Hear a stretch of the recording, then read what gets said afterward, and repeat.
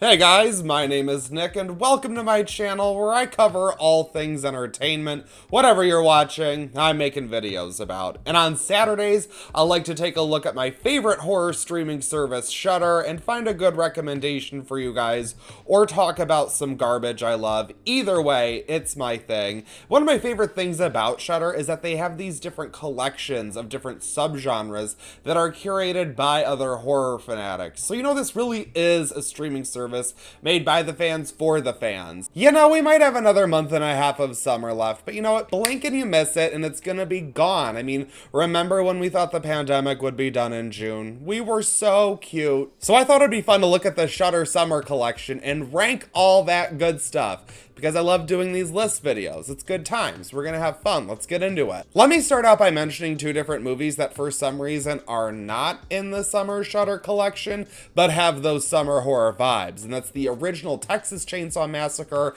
and The Hills Have Eyes. These are two movies that helped define 70s horror and really helped shape what the genre could be going forward from that time. And I know I'm about to watch the Texas Chainsaw Massacre because I do usually in August. That movie is just so grimy and sweaty. There's no better time to watch it. And if you really want to watch the Texas Chainsaw Massacre, but you don't have Shudder and for some reason are watching this video, well, it's basically on every streaming service. Amazon Prime, Netflix, you can probably watch it for free on YouTube. It's everywhere. Now I want to mention some things in the collection that I personally have not seen.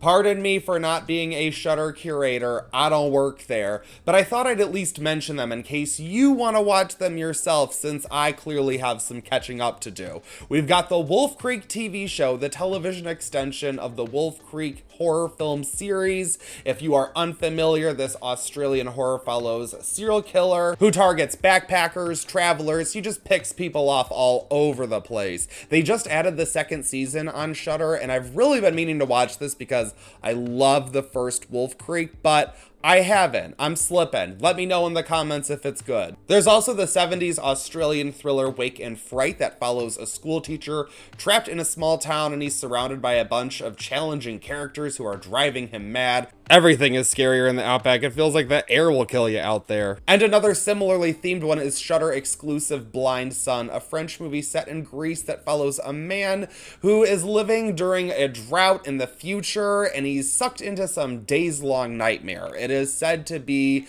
a very slow burn thriller with a political edge and sounds really kind of boring, but you know what? I think I'm gonna give it a shot. Also, The Pool is a creature feature that I have been wanting to see for a while, and it was just recently added on Shudder. I gotta get on this one.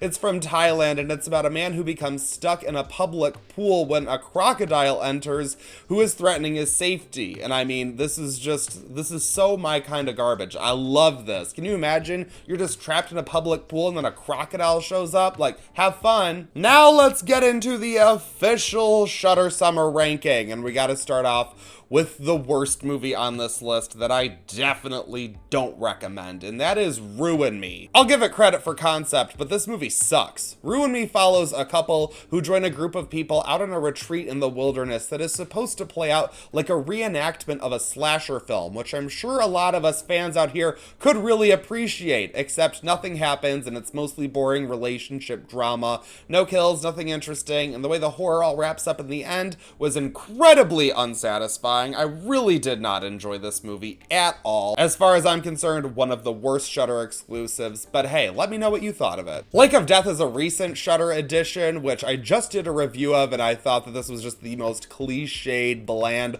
horror film that I've seen in a while. Definitely check out that review and check out the movie if you want to for its aesthetic goodness, but overall, you've seen this movie a million times before, even if you don't even know what this movie's about. Summer of '84. Yeah, it's pretty low on this list, and I know a lot of people really love this movie, and guess what?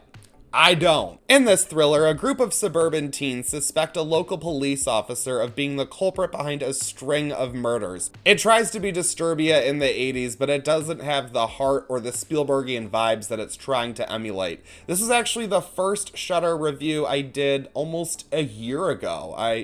Probably don't want to watch that video. Very old, very poor quality. But you know what? This movie, it just really didn't do it for me. It really had a lot going for it, and it just made some missteps with some character interactions and stuff that just really didn't work for me, but I'm sure you'll love this movie. If not, I'd say it's at least worth a watch. The Beach House is another recent Shudder edition that I just did a review for. In this eco-cosmic horror, a couple goes to a summer home for a weekend getaway when some strange shit washes ashore that begins infecting everyone. I thought this movie had some really interesting ideas, but I just really didn't think that it reached its potential. Nightmare Cinema is an anthology horror film that I do remember seeing and I believe covering last year, but I really don't remember anything about it, and I really don't remember it having any summer vibes, so I guess that just goes to show how good this one is. Zombie is an Italian zombie classic that helped push the boundaries of gore way back in the day, and all you really need to know about this movie is that in it, a zombie fights a shark.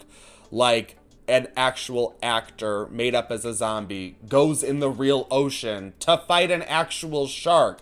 You don't just get this in any other movie, folks. Party Hard, Die Young is a Shudder original slasher movie that follows a group of young people who are vacationing on an island resort for a music festival, which I would love to be at right now. But then a killer shows up who begins picking them off one by one, cause it's a damn slasher movie. This one is very I Know What You Did Last Summer, but energetic and fun, and I do think that it gets a little boring towards the end, but it's still a lot better than watching Ruin Me. And if you don't want to read the German subtitles, they have a dubbed version for you. Yay! Stranger by the Lake is a fantastic French drama that is about a man who goes to this beach, this cruising spot, to see this man that he's pretty much falling for, and they're hooking up, but he's also spending all of this time talking to this older man who kind of wishes he could be young and sexy, but then there's a murder, and we're thinking that maybe homeboy's beach boo is the killer, so there's intrigue.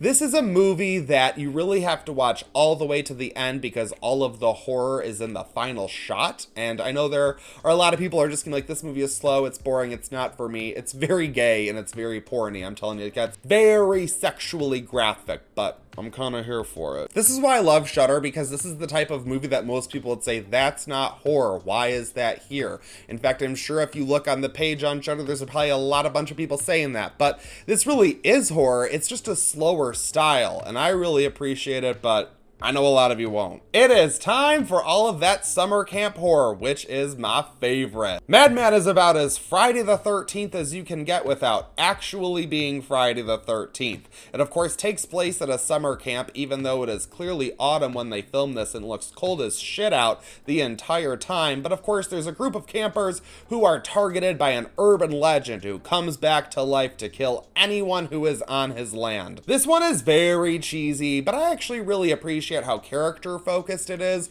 and even though the gore and the kills, they aren't really up to par, it's still enjoyable to watch the way that these characters play out the scenarios, because it doesn't exactly play by the rules, but I'll let you discover that for yourself. Sleepaway Camp is one of the most controversial slasher films of all time, and that definitely is saying something. This is another summer camp slasher where the campers actually look like teenagers, which really only adds to how disturbing it is, because this is one of the grimiest, sleaziest 80s slashers, yet somehow I find it real rewatchable. It's about people dying at a camp, as you can guess, but you know what? This one actually does have the kills and some decent gore, even though most of it isn't that graphic. A lot of it is just very disturbing, and also, of course, I'm not going to give anything away for anyone who hasn't seen it. There are some problematic elements, yet I still like this one for some reason. But it's just so weird. It is so damn weird. Like, besides Texas Chainsaw Massacre, this is probably the weirdest movie that I have mentioned to you. And honestly, you gotta watch it just for that factor. I mean, the aunt, like that bitch is crazy. And if you want to lighten up after it, they have both of the sequels, which are so ridiculous. The original Sleepaway Camp really has something going for it, and the sequels are very like late 80s direct to video, just lots of like gore and nudity, but there's something about them because the way it follows the story of the killer from the original, I just, you know what, they're kind of growing on me. I'm gonna admit it, they're kind of growing on me. Lastly, we've got another summer camp horror movie with problematic elements, and that's The Burning, the movie that really got me into 80s slashers. It's about a man who was burned alive during a camp prank, and he comes back years later to exact revenge with a pair of gardening shears. This one really capitalized off of the East Coast camp legend Cropsey and created a camp horror film that I think is about as memorable as Friday the 13th, even if it didn't get the franchise. I really want to do a review for this one because I have a lot of complicated thoughts about this one that I've been going over recently, but overall I would say it's worth a watch. I do really enjoy this one. It does exactly what I want out of an 80s slasher. I like that this one doesn't play out like a lot of typical slashers. It takes its time with the characters,